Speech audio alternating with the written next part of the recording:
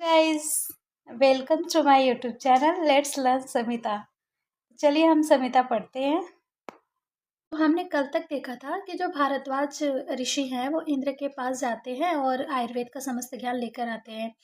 फिर उसके बाद क्या होता है ये देखते हैं। आयुर्वेद की आर्ष परंपरा, ठीक है, मतलब तब तक देवताओं के पास था। फिर उसके बाद भारद्वाज के पास आया। अब भारद्वाज जो है पृथ्वी लोक पे कैसे लाते हैं वो है।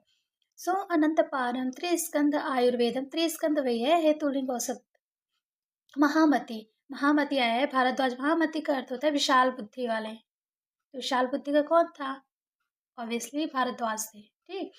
यथावत चिरात सर्वम बुबुदे तन्मना मुनि तेन आयुमितम लेभे भारद्वाज सुखन्वितम ऋषिभ्यो अनधिकम तच्च सशंसा अवशेषयन् ऋषयश्च भारद्वाज गृहस्तु प्रजाहितम दीर्घ आयुष्किर्षन्तो वेदम वर्धन आयुष। मतलब कि उस विशाल बुद्धि मुनि भारद्वाज ने अनादि और अनंत तीन शाखाओं वाले अर्थात त्रिशूत्र। त्रिशूत्र क्या है? हेतु, लिंग और औषध। समस्त आयुर्वेद को तन्नीलता के साथ शीघ्र ही यथावत, मतलब कि जैसा इंद्र ने वो बताया था वैसे ही उन्होंने ग्रहण किया था।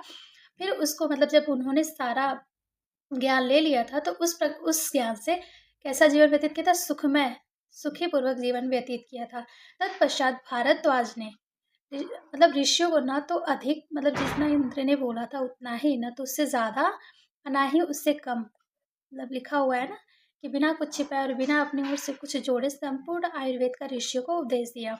और दीर्घ जीवन की इच्छा करने वाले ऋषियों ने प्रजा हित कर मतलब जन कल्याण और आयु को बढ़ाने वाले आयुर्वेद को भगवान भारद्वाज से क्या किया? ग्रहण किया। अब क्या था वो था ये देखिए, पहले इन्होंने षट पदार्थ का वर्णन किया। षट पदार्थ चूंकि क्या है, इंपॉर्टेंट है, बहुत बहुत इम्पोर्टेंट है। ये आपको न केवल संहिता के लिए इम्पोर्टेंट है बल्कि ये पदार्थ विज्ञान के लिए भी इम्पोर्टेंट है और फिजियोलॉजी के लिए मतलब क्रिया शरीर के लिए भी इम्पोर्टेंट है, क्योंकि तीनों में क्वेश्चन आते ही आते हैं। और ये क्वेश्चन मतलब एक तरह से समझिए एग्जाम के लिए आउट ऑफ क्वेश्चन है। तो यहाँ महर्षि अस्ते दृश्य ज्ञान चक्षुषा, मतलब इन लोगों ने अपने ज्ञान चक्षु से देखा था ये षट पदार्थ को। सामान्यम च विशेषम च गुणान द्रव्याणि कर्म च समवायम च तज्ज्ञाता तंत्रोक्त विधिमस्तता। तो ये जो श्लोक है ना, यहाँ से लेके पूरा यहाँ तक का, ये बहुत इंपॉर्टेंट है, ये आपको लर्न होने ही चाहिए। लेभिरम परमम शर्म जीवितम चप्य नित्वरम। ठीक है, उन महर्षियों ने अपने ज्ञान चक्षु मतलब दिव्य दृष्टि से कि षट पदार्थ मतलब कि 6 पदार्थ को देखा। कौन कौन से थे? सामान्य, विशेष, गुण, द्रव्य, कर्म और समवाय। ठीक है, यथावत ज्ञान प्राप्त किया। फिर इसके बाद इस ज्ञान के अनंतर आयुर्वेद शास्त्र में बताया कि विधि का आश्रय लेकर पथ्य सेवन, अपथ्य परित्याग, परम सुख और अनश्वर आयु को प्राप्त किया। अब हम इसको एक एक करके देखेंगे। फिर उससे पहले यहाँ पे दे रखा है आत्रेय के शिष्य। तो आपको बस ये पता होना चाहिए आत्रेय के कितने शिष्य थे। पुनर्वसु आत्रेय के 6 शिष्य थे। कौन कौन से थे? अग्निवेश, भेल, जतुकड़, पराशर, हारित और क्षारप्राणी। बस आपको इतना ही इम्पोर्टेंट है। और ये बाकी सब चीज़ें आपको पढ़ना हो तो पढ़ लीजिएगा। हालांकि आपको पता है कि अग्निवेश ने अलग तंत्र, अग्निवेश तंत्र की रचना की। क्षारपाणी ने अपना रचना किया। मतलब अलग अलग जितने भी ऋषि थे उन लोगों ने अपनी अपनी तंत्र की मतलब अपनी अपनी बुक्स लिखी थी। तो ये सब इतना कुछ खास इम्पोर्टेंट नहीं है, तो लेकिन आप पढ़ना चाहे तो आप पढ़ सकते हो। अब यहाँ से हम शुरू करते हैं हमारा आयु और आयुर्वेद। तो सबको पता होगा आयुर्वेद की परिभाषा हिता हितम सुखम दुखम आयुस्तस्य हिता हितम मानम च तच्च यत्रोक्तम आयुर्वेद स उच्यते। तो मतलब क्या है कि आयुर्वेद किसे कहते हैं? जिस शास्त्र में हित आयु, अहित आयु, सुख और दुख, इन 4 प्रकार की आयु का वर्णन किया गया हो। आयु के लिए किस तरह का आहार या आचार हितकर होता है या क्या अहितकर होता है, क्या जीवन को सुख देते हैं, क्या जीवन को दुखी करते हैं, उन सब का मान बताया गया हो, वो क्या कहलाता है? आयुर्वेद कहलाता है। ठीक है, और फिर उसके बाद आप इसको मतलब कि डिटेल में आप पदार्थ विज्ञान में पढ़ेंगे। जब हम पदार्थ विज्ञान का लेक्चर लेंगे फिर उसमें हम हित आयु, अहित आयु, सुख आयु और दुख आयु को डिस्कस करेंगे। फिलहाल आपको ये टर्म्स आना ज़रूरी है और ये श्लोक बहुत इंपॉर्टेंट है। ये आपको याद होना ही चाहिए। कभी भी आयुर्वेद की परिभाषा पूछेगा तो आपको मतलब टंग पे होना चाहिए। हिता हितम सुखम दुखम आयुस्तस्य हिता हितम मानम च तच्च यत्रोक्तम आयुर्वेद स उच्यते। फिर इसके बाद आपका आता है कि आयु के लक्षण पर्याय और आयुर्वेद का उभय लोक हितत। उभय लोक बोले तो जो ये पृथ्वी लोक है एंड देवलोक। कहते हैं ना जब हम मरते हैं तो स्वर्ग में जाते हैं, तो वह स्वर्ग क्या है? देवलोक है, देवताओं के घर जाते हैं। तो उसके लिए शरीरे इंद्रिय सत्वात्म संयोगो धारी जीवितम नित्यगश्च अनुबंधश्च पर्यायु उच्यते तस्य आयुष पुण्यतमो वेदो वेद विदाम मत वक्ष्यते यन मनुष्याणाम लोकयो उभयो हितम। मतलब लोकयो उभयो हितम का मतलब क्या होता है कि इस लोक में अर्थात पृथ्वी लोक में, और जो हम जब हमारा मतलब कि पृथ्वी लोक का जो समय सीमा समाप्त हो जाती है तो कहते हैं हम भगवान के घर चले जाते हैं। तो इस लोक में और भगवान के घर में दोनों में क्या मतलब जो हितकर होता है उसके बारे में है। तो वही है, शरीर इंद्रिय मन और आत्मा के संयोग को आयु कहते हैं। शरीर इंद्रिय सत्वात्म संयोगो धारी जीवित। धारी जीवित नित्य और अनुबंध, इन पर्यायों से आयु का ही बोध होता है। ये एक तरह से पर्याय है। और आयुर्वेद उस आयु का अत्यंत पवित्र वेद है, क्योंकि आयुर्वेद यथाविधि अध्ययन करार्थ जनों की चिकित्सा करने से मनुष्य अनंत पुण्य का भागी होता है। हमने वहां पे दिखा था ना, ये पुण्यतम शाश्वतम है ना, शाश्वतम पुण्यम बुभुदयम पितामह, तो वही पुण्य प्रदान करने वाला होता है। तो इसलिए वेदविद, जो वेदविद होते हैं मतलब जो आयुर्वेदज्ञ होते हैं, जो आप बनेंगे आगे चल के एक अच्छे वैद्य, वो इसका क्या करते हैं? बहुत ही सम्मान करते हैं। यह मनुष्य के लोक और परलोक, परलोक मतलब वही देवता लोक में हित साधक है, जिसका उपदेश आगे किया जाएगा। हाँ, अब यहाँ से आता है आपका सामान्य विशेष।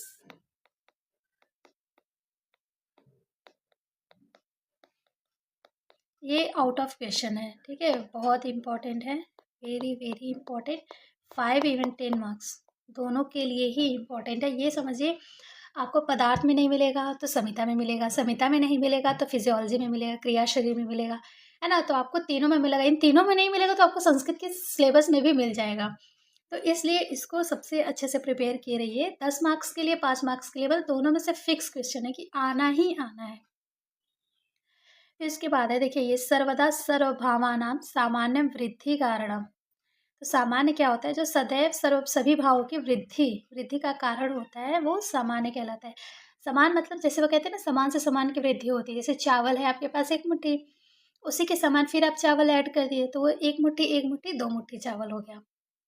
और ह्रास हेतु विशेषश्च प्रवृत्ति उभय हेतु। लेकिन जो ह्रास ह्रास का मतलब होता है जो कमी होती है, वो क्या कहलाती है? विशेष। अब जैसे एक मुट्ठी चावल है, आप उसमें से निकाल दीजिए तो वो क्या हो गया? ह्रास हो गया उसका, ठीक है। तो उसको यहाँ पे विशेष से डिनोट किया गया है। प्रवृत्ति उभय हेतु, इन दोनों की प्रवृत्ति होती है। यहाँ पे भी लिखा हुआ है, सामान्य सदैव सभी भावों अर्थात द्रव्य गुण कर्म की वृद्धि करता है, विशेष सभी भाव अर्थात द्रव्य गुण कर्म में ह्रास का कारण होता है। ठीक है, सामान्य और विशेष इन दोनों की प्रवृत्ति है, अर्थात इन दोनों की क्रिया से दोष धातु में मलों की वृद्धि या कमी की जाती है। ऑब्वियस सी बात है कि जैसे आप वात पित्त कफ देखोगे और उनके गुण देखोगे, तो अगर वात वर्धक आहार का सेवन करोगे तो वात की वृद्धि होगी, कफ वर्धक आहार का सेवन करोगे तो कफ की वृद्धि होगी।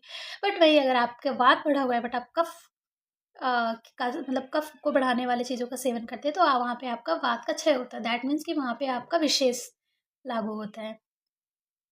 अब देखिए यहाँ पे और भी है आगे चल के सामान्य मतलब कि समान को ही और भी एक्सप्लेन किया गया है। सामान्य एकत्व कर्म मतलब कि जो सामान्य होता है, षट पदार्थ में सामान्य पदार्थ जो होता है वो एकत्व कर्म मतलब एकता उत्पन्न करता है। विशेषस्तु पृथक तो कृत, जो विशेष होता है वो अलगाव का कारण होता है। तुल्यार्थता ही सामान्य, जो एक जैसे होते हैं मतलब एक जैसे समझ, जैसे बोलो ना चावल चावल एक जैसे होते हैं, तो कैसा होता है? सामान्य होता है। विशेषस्तु विपर्य, मतलब जो विशेष होता है वो हमेशा अपोजिट होगा। जैसे कि मैंने बोला ना कि अगर आपका वात पड़ा हुआ है तो आप कफ वर्धक आहार विहार करिए, आपका वात ऑटोमेटिक क्षय हो जाएगा। क्यों? क्योंकि इन दोनों के गुणों में क्या है? विपरीत है। आपस में कफ और वात दोष जो है अलग अलग है, वो आपको आगे भी मिलेगा। तो सेम चीज़ यहाँ भी लिखा हुआ है कि द्रव्य गुण कर्म की समानता पदार्थों में परस्पर एकत्व बुद्धि को उत्पन्न करता है, वहीं विशेष जो होता है उनमें परस्पर अलगाव उत्पन्न करता है। इस सामान्य पदार्थों में जाति प्रयोजन गुणधर्म का होना तुल्य प्रयोजन को प्रकट करता है, और वह विशेष जो है विपरीत गुणधर्म क्रिया का होना बताता है। ठीक है, और हाँ, ये सामान्य के भेद हैं। जब भी आपको पूछा जाए, अगर आपको लिखने का बहुत मन करे कि नहीं हमें तो पूरा एकदम एक्सप्लेन करना है, हमारे लिए टाइम बचा हुआ है, तो आप इस रेफ़रेंस को याद रखेंगे। ध्यान रखें कि आचार्य चक्रपाणी ने बताया हुआ, आचार्य चरक ने नहीं बताया है। आचार्य चरक ने सिर्फ ये बता दिया है कि सामान्य में कत्व कर्म तुल्यार्थता ही सामान्य विशेषस्तु पृथक्कृत विशेषस्तु विपर्यय है। बट इन्होंने ऐसा कुछ नहीं बताया हो कि द्रव्य सामान्य किसे कहते हैं, गुण सामान्य किसे कहते हैं, कर्म सामान्य किसे कहते हैं। ये किसने बताया? आचार्य चक्रपाणी ने। जब आप कॉपी पे लिखिएगा कभी, तो आप ये ज़रूर मेंशन करिएगा कि आचार्य चक्रपाणी ने किन्हीं आचार्यों के मत का उल्लेख करते हुए 3 प्रकार के सामान्य का वर्णन किया हुआ है। और इन्होंने 3 प्रकार के विशेष का भी वर्णन किया गया है। जैसे यहाँ पे द्रव्य सामान्य, ठीक है, सर्वदा सर्वभावानां सामान्यं वृद्धि कारणम, ये द्रव्य सामान्य का लक्षण है। जैसे मांस से मांस की वृद्धि होती है, मांस खाने से मांस की वृद्धि होती है। फिर गुण सामान्य एकता लाने वाला होता है। जैसे दूध शुक्र से भिन्न होने पर भी अपने माधुर्य गुण, क्योंकि दूध में भी माधुर्य गुण होता है और शुक्र में भी माधुर्य गुण होता है, कि समानता होने के कारण शुक्र को क्या करता है? बढ़ाता है। तो यहाँ पे कौन सा लागू होता है? सामान्यम एकत्व कर्म। फिर उसके बाद हम कर्म सामान्य को देखते हैं, तो समान कार्य करने वाला कर्म जो होता है कर्म सामान्य कहलाता है। जैसे आश्चर्य रूप मतलब होता है कि बैठे रहना कर्म कफ के समान न होने पर भी कफ को बढ़ाता है ना? मतलब ऐसा नहीं है कि हम बैठे हैं तो कफ है, नहीं ऐसा नहीं है, लेकिन फिर भी वो क्या करता है कि एक जैसे गुण होता है। जैसे हम बैठे-बैठे रहते हैं ना, वैसे कफ भी होता है, वो ऐसे स्थिर रहता है। तो इसलिए ये कर्म सामान्य का उदाहरण है, तुल्यार्थता ही सामान्य, ठीक है? जैसे उसके जैसा ये काम हो रहा है। ठीक इसी प्रकार विशेष का भी वर्णन है।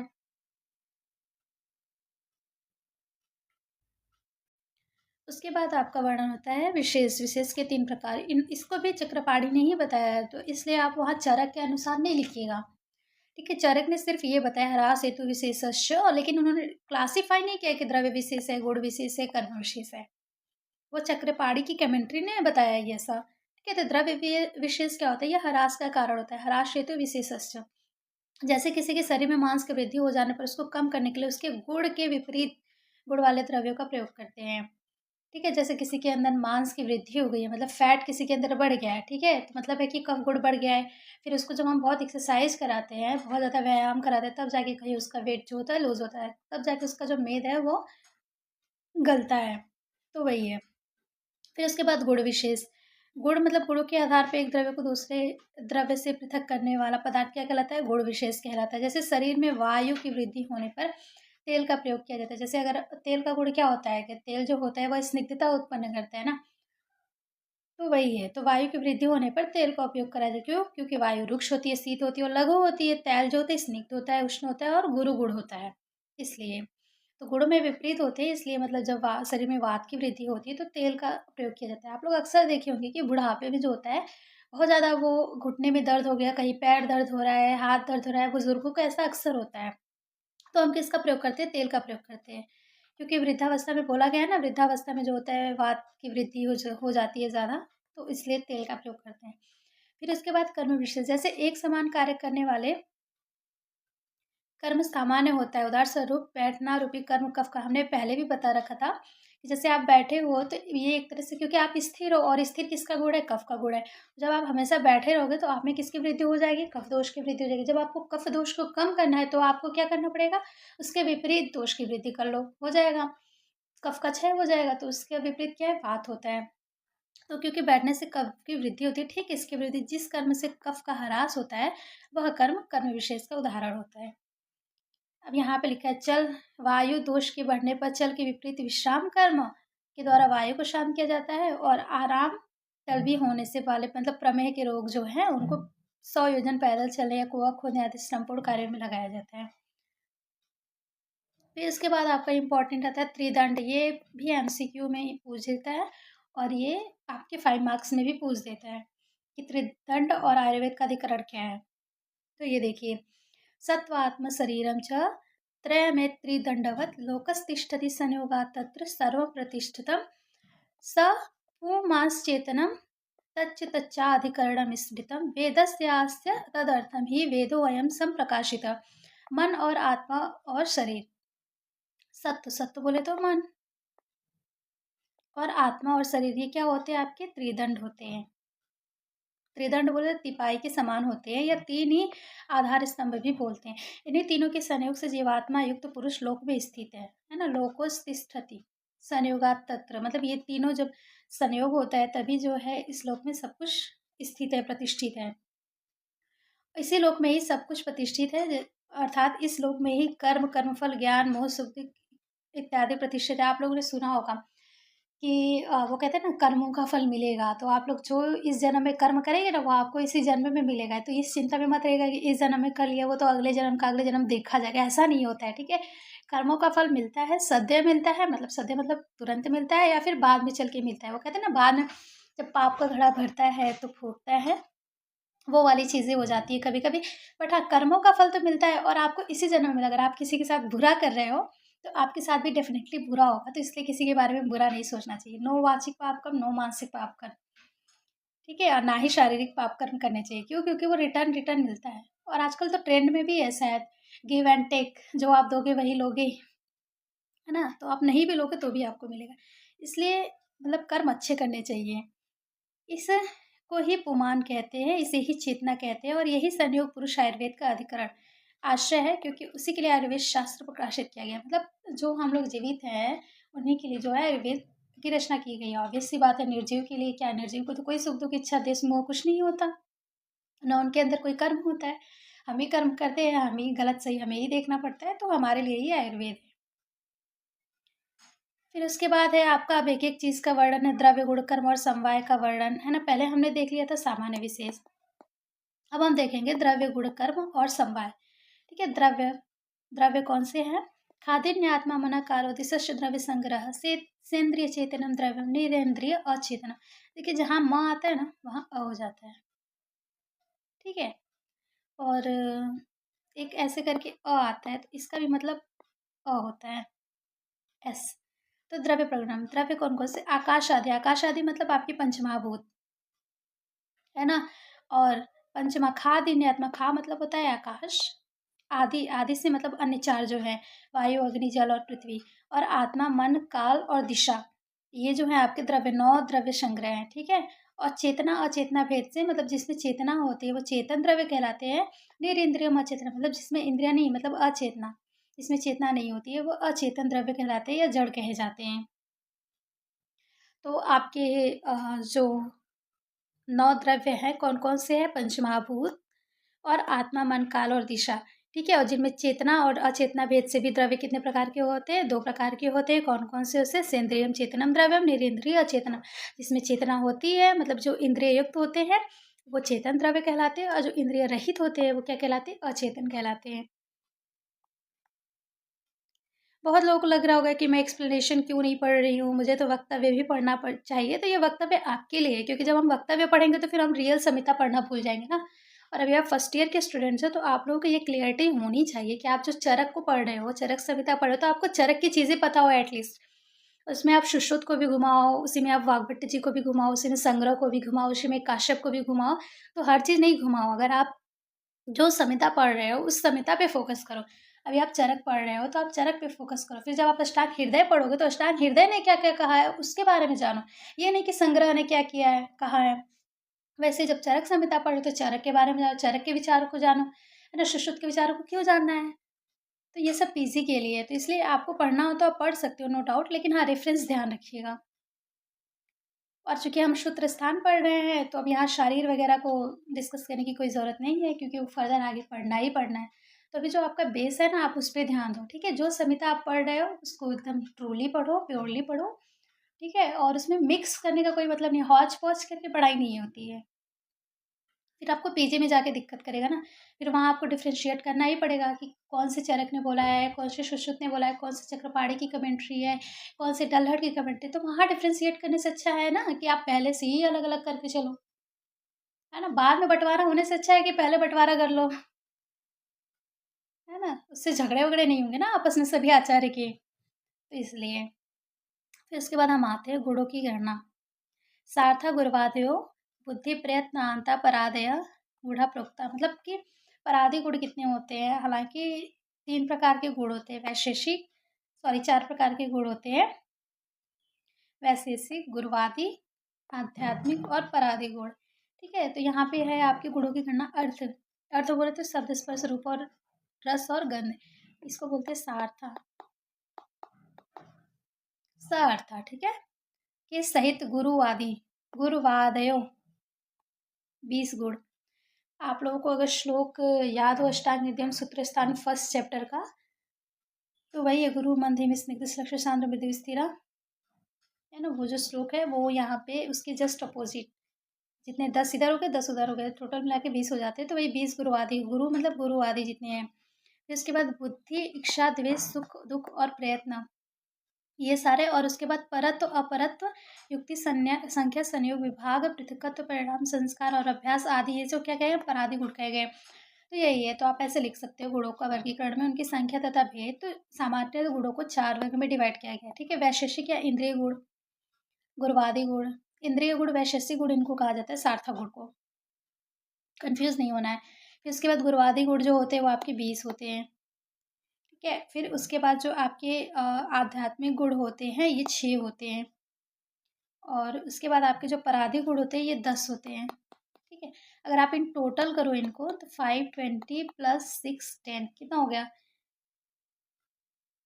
41 हो गया, आई थिंक 41, है ना। तो टोटल आपका 41 होता है। कैलकुलेशन तो सही है ना मेरा? हाँ सही है।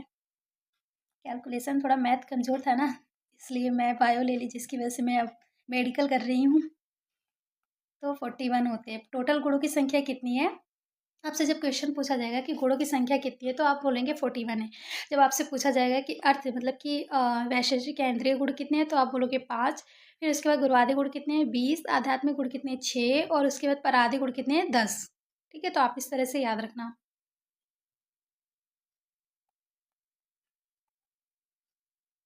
फिर आपने गुण देख लिया, अब उसके बाद आपको देखना है कर्म।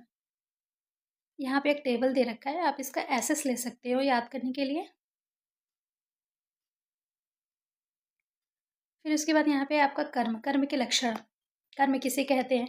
प्रयत्नादि कर्म चेष्टिता मुच्यते, मतलब प्रयत्नपूर्वक चेष्टा शरीर व्यापार को कर्म करते हैं। मतलब जो हम चेष्टा करते हैं ना, आज कि आज मेरे को ये चीज़ करना है, तो मतलब हम जब हमने सोचा नहीं कि वो एक तरह से कर्म है, सोचना भी एक प्रकार से कर्म ही में आता है, ठीक है।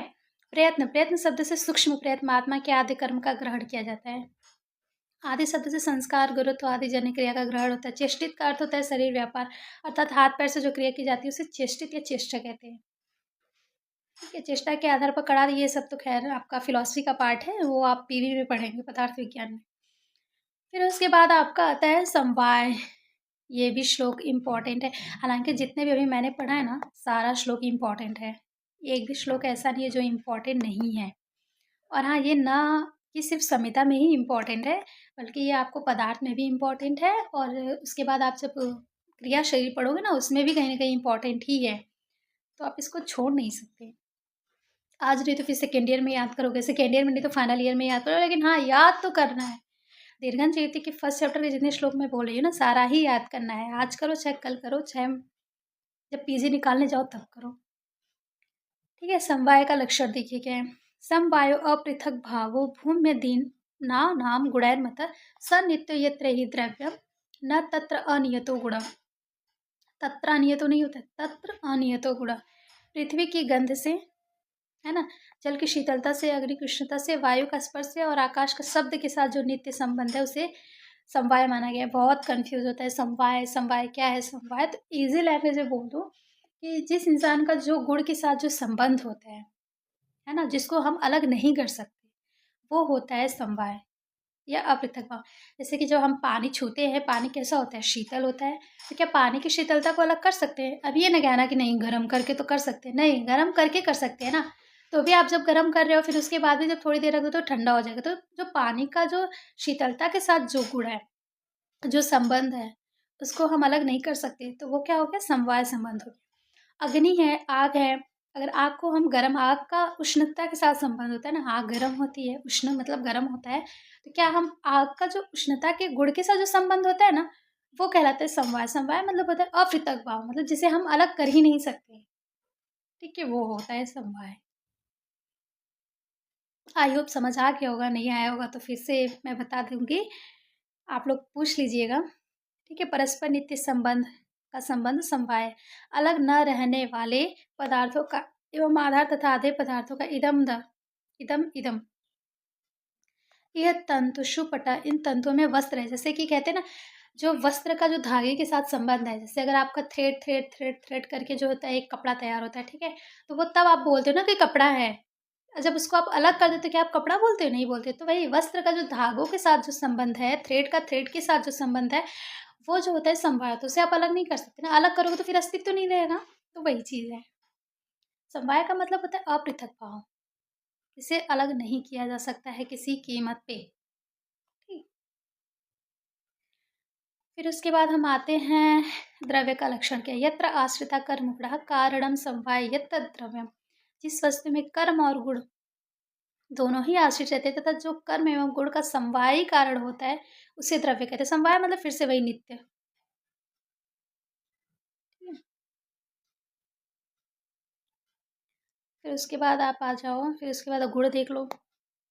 समवायितु निश्चिष्ट कारणम गुण, ये भी इम्पोर्टेंट, सारे श्लोक इम्पोर्टेंट है। आप आज करो चाहे कल याद करो, लेकिन आपको करना है। तो जो समवाय संबंध वाला चेष्टा रहित एवं किसी द्रव्य के ग्राह्य होने में कारण होता है, उसे क्या कहते हैं? गुण कहते हैं। समवायितु निश्चेष्टा मतलब इसकी अपनी कोई चेष्टा नहीं होती है, वो बस किसी द्रव्य के ग्राह्य होने में सिर्फ कारण होता है, वो क्या कहलाता है? गुण कहलाता है। ठीक है, ये भी इम्पोर्टेंट है, याद कर लीजिएगा। हाँ, फिर उसके बाद कर्म का लक्षण, ये अलग से सेपरेट भी 5 मार्क्स में पूछते हैं। संहिता में भी पूछता है और पदार्थ विज्ञान में भी पूछता है कर्म के कारण। ठीक है, तो ये श्लोक तो बहुत इंपॉर्टेंट है, याद करना है। संयोगे च विभागे च कारणम द्रव्यमाश्रितम कर्तव्यस्य क्रिया कर्म कर्म नान्याद अपेक्षते, नान्याद अपेक्षते इत्युक्तम कारणम। मतलब जो संयोग और विभाग में स्वयं कारण हो, किसी दूसरे कारण की अपेक्षा न करता, मतलब वो खुद ही सारा कांड कर दे, उसको किसी की ज़रूरत नहीं है थर्ड पर्सन की कुछ भी करने के लिए, ठीक है? अद्रव्य के आश्रित रहता हो तथा किसी कार्य को संपन्न करने के लिए जो चेष्टापूर्वक, प्रयत्नपूर्वक या क्रिया की जाती है, उसे क्या कहते हैं? कर्म कहते हैं, ठीक है? तो इसका संयोगी च विभागे च कारणम द्रव्यमाश्रित, मतलब संयोग और विभाग का जो स्वयं कारण हो, द्रव्यमाश्रित द्रव्य में स्थित हो, कर्तव्य से क्रिया मतलब जो कर्म खुद ही करे, जो कर्तव्य खुद ही करे और उसे मतलब किसी और की अपेक्षा नहीं होती है, वो क्या कहलाता है? कर्म कहलाता है। कर्म ना अन्याद अपेक्षते, है ना? ना उसे किसी अन्य चीज़ की अपेक्षा नहीं होती है, मतलब उसको किसी की ज़रूरत नहीं है, वो अपना काम खुद ही कर लेगा, उसको अगर बनाना होगा तो बना लेगा, बिगाड़ना होगा तो बिगाड़ लेगा। तो वो होता है हमारा कर्म। कर्म बहुत ही इम्पोर्टेंट होता है, ठीक है? तो ऐसे ही है, आप यहाँ पे देख सकते हो। फिर उसके बाद आपका आता है आयुर्वेद का प्रयोजन, ठीक है? अब आयुर्वेद का प्रयोजन क्या है वो देख लेते हैं। हाँ, मुझे पता है कि ये चैप्टर जो है काफ़ी बड़ा होने वाला है, लेकिन हाँ, वो सारे चैप्टर्स का यही चैप्टर बाप है। अगर आप इसको अच्छे से पढ़ लेते हो ना, तो फिर आप ईज़िली पूरी संहिता पढ़ सकते हो, है ना? अष्टांग हृदयम का भी जो है आपका फर्स्ट चैप्टर बहुत इंपॉर्टेंट है, और चरक संहिता का जो फर्स्ट चैप्टर है सूत्रस्थान दीर्घं ज्योति अध्याय, ये भी बहुत इंपॉर्टेंट है। एक तरह से आप सोचो कि जैसे वो पूरी जो मूवी है, वो कहते हैं ना मूवी का जो ट्रेलर होता है, ट्रेलर, तो एक तरह से वही है। आप इसमें अगर जान जाओगे तो आइडिया लग जाता है ना कि आगे मूवी में क्या होने वाला है। तो ठीक वैसे ही ये चैप्टर भी है। अगर आप इस चैप्टर को अच्छी तरीके से जान जाते हो, समझ जाते हो, तो आपको आइडिया लग जाता है, अच्छा अब आगे बस आपको स्मूथली पढ़ना पड़ेगा। लेकिन हाँ, अगर आप यही चैप्टर में अटक जाओगे, फिर तो वही वही जो राम रची राखा, ठीक है? तो इसलिए सबसे पहले आप लोग इसी को अच्छे से पढ़ लो, इसीलिए मैं बहुत टाइम लेके मतलब बोल रही हूँ। आयुर्वेद का कार्य मतलब ये आयुर्वेद का प्रयोजन क्या है? कार्यम धातु साम्य योच्यते, धातु साम्य क्रिया चोक्ता, चोक्ता मतलब च उक्ता तंत्रस्य प्रयोजनम। ठीक है, आयुर्वेद का कार्य क्या है? ये देखो, पूर्व में 6 कार्यों का निर्देश करने के बाद, मतलब 6 कार्य मतलब वो षट पदार्थ का जो पहले वर्णन कर चुके हैं। उसके बाद क्या है? आयुर्वेद में धातु साम्य मतलब आरोग्य को कार्य कहा के जाता है, क्योंकि रसादि मतलब रस, रक्त, मांस, मेद, अस्थि, मज्जा, शुक्र आदि धातु में समता स्थापित करना ही आयुर्वेद शास्त्र का प्रयोजन है। वो कहते हैं ना कि जब आपकी धातुएँ सम होंगी, जब आपके दोष सम होंगे, जब आपकी इंद्रियाँ प्रॉपर वर्क करेंगे, तो आपको रोगी होंगे क्या? नहीं होंगे। तो उन्हीं का जो साम्यावस्था में करना, मतलब नॉर्मल स्टेट में लाने का काम क्या होता है? आयुर्वेद का मेन प्रयोजन है, साम्यता उत्पन्न करना। ठीक है? तो वही है। फिर आता है आपके रोगों के त्रिविध हेतु क्या-क्या है, मतलब कौन-कौन से वो 3 कारण हैं जिसकी वज़ह से हमें रोग उत्पन्न होते हैं। और अब हम इसे देखेंगे नेक्स्ट लेक्चर में। तब तक के लिए बाय बाय, टेक केयर। और हाँ, अगर वीडियो पसंद आए तो उसे लाइक करिए और चैनल को सब्सक्राइब करना ना भूलें। Okay, bye bye.